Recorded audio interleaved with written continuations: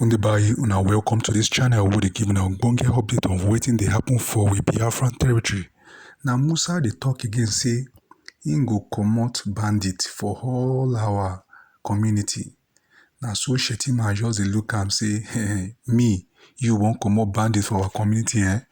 Me wey na me create Boko Haram, na you wan come comot wetin? Another tori wey dey my table na say Prime Minister don facilitate the way our economy go dey viable. I wan make una lis ten to Dr. Brian and im beautiful wife, how they explain how the economy of the Biafran Republic government or the United States of Biafra. Dr. Bryson is the chairman of the committee for Biafra Economic Viability Committee. The Biafra Economic Viability Committee was constituted on November the 19th, 2023 by the Prime Minister of Biafra Republic Government in Exile, His Excellency Mazi Eba Simon Njoko, with an assignment to generate economic viability report for the United States of Biafra. So we went to work immediately. We have two subgroups, an internal group made up members of the committee and another made up of members of the committee and a foreign expert, a Swedish national to be precise. We have had several meetings within and between the two groups.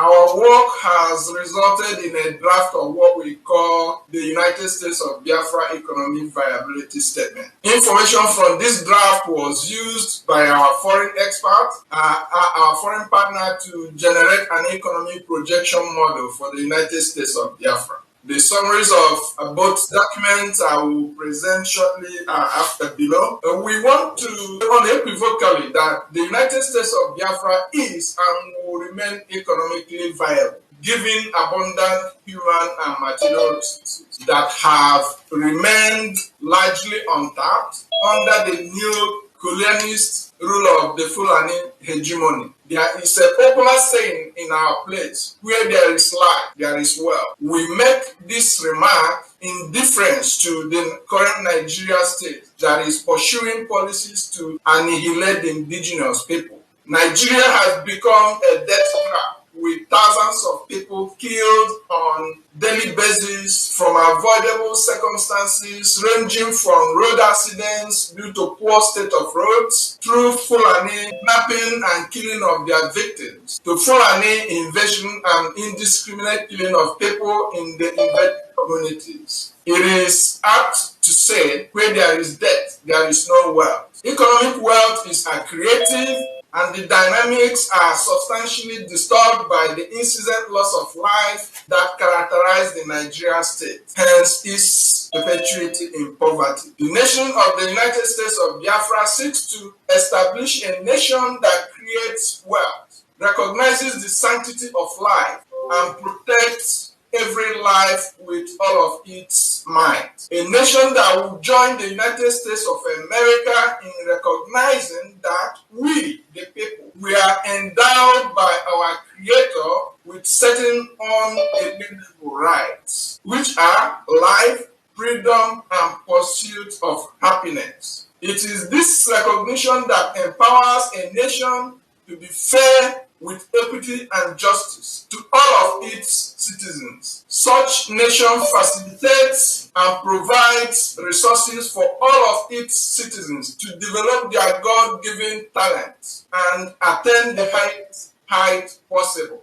In the present Nigeria state, none of this is possible. There is never an all-inclusive national agenda. The agenda depends on the ethnic group in power, whose goals are frequently unconscionably antagonistic to the interests of the other ethnic groups without political power. In many instances, when Fulanis are not in power, they end up planting non-ethnic Fulanis in power, who then must continue with the Fulani agenda, even if the agenda is against the interest of the people from where the stooge hails. It is hard to see a way out for Nigeria. Hence, Biafrans have chosen the route of self-determination, a means to save and preserve Biafran lives, provide security, and create the enabling environment for Biafra people's human and material resources to develop to their God-given potential. There will be nothing like economic activity if people just keep what they have without exchanging what they have for what they don't have. It is this simple exchange of goods and services that creates economic activity, which is the basis for economic viability. United States of Biafra, with a population of over 70 billion people and a landmass of approximately 110,000 square kilometers of land sitting on abundant natural resources, will sure be an economic power. We envisage a knowledge economy that exploits the creativity of the United States of Biafra people in much the same way as European Union countries, Singapore, South Korea, Japan, New Zealand, as well as one that taps our abundant natural resources in much the same way as United Arab Emirates, Saudi Arabia, Qatar, and others. The coming together, the confluence of both human resources and natural resources will place us in the league of countries like the United States of America, Russia, China, Australia, Brazil, and India. Hence, United States of Biafra is and will remain economically viable. United States of Biafra's economic viability will be anchored on 4 pillars: knowledge economy, trade and business, extraction of natural resources, cessation of abandoned project syndrome. So based on the information we provided, our foreign expert was able to prepare an economic projection model, and below are the major findings. He projected that about $43 billion will be required to achieve an OECD standard of living for Biafran population. And OECD is an Organization of Economic Cooperation and Development Countries. So with a GDP target growth rate of 24%, as we achieved during the Eastern region time of Michael Opara, as we are projecting, we will be able to achieve again. In about 4.5 years, we should be able to raise that initial money, like the $43 billion we will be needing to run the country of United States of Biafra. With a Singaporean level economic growth rate of 15%, it could be achieved approximately 7 years. With an East European of growth rate of 7%, it could be achieved in 14 years. It would be challenging to maintain a high GDP growth rate in the long term when our partners in other countries have high interest rates and as a result might have lower investment, but we believe that the sky will be our limit once we extricate ourselves from the entanglement called Nigeria. To achieve high standard of living, taxation should be increased from today's 3.4%, which is what is obtainable in the zoo, to 7%, and the exports should be maintained at the current levels, given that much of Nigeria's export comes from Biafra land. The models further show that in order to achieve a viable United States of Biafra, the initial state reserves at day one should be at $20 billion.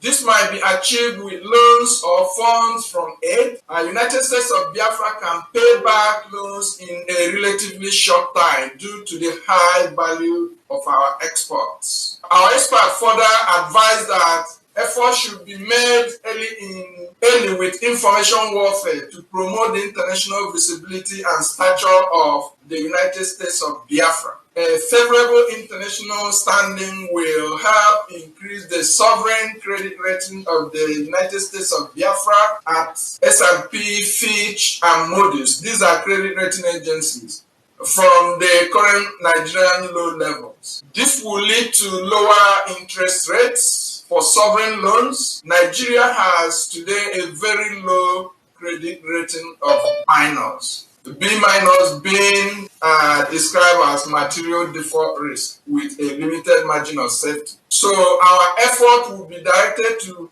explain to the international community why United States of Biafra should have much improved credit and credit rating. And a rating of A on the Fitch scale should be our target. And this target is about 3 steps above where Nigeria currently is. So we are closer to our freedom than anyone can imagine. God bless the United States of Biafra. Yes, now welcome back. Now here the concluding part of what he talk. It also say we are more closer to achieving Biafra.